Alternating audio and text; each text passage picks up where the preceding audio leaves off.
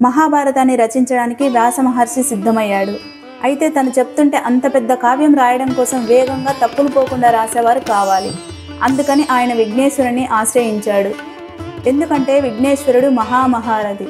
ఆయన ఏకకాలంలో దాదాపు 25 కోట్ల వీరులతో యుద్ధం చేయగల వేగం, ఖచ్చితత్వం ఉన్నవాడు. వినాయకుడు మహాభారతాన్ని రాయడానికి ఒప్పుకున్నాడు. అలాగే వ్యాస మహర్షికి ఒక షరతు పెట్టాడు. నువ్వు ఆగకుండా చెప్పాలి, నేను ఆగకుండా రాస్తాను. నువ్వు చెప్పడం ఆపేస్తే ఇక నేను రాయను అని. దానికి వ్యాస మహర్షి కూడా ఒక షరతు పెట్టాడు. నువ్వు రాయడం కంటే ముందు అర్థం చేసుకోవాలి, తర్వాత రాయాలి. ఎందుకంటే ఈ కావ్యం అజరామరం కాబట్టి అందరికీ అర్థమయ్యేలా ఉండాలి అని. దాంతో వ్యాసుడు లోతైన శ్లోకాలను, క్లిష్టమైన పదాలను ఉపయోగించి వినాయకుడు అర్థం చేసుకోవడానికి సమయం పట్టేలా చేసేవాడు.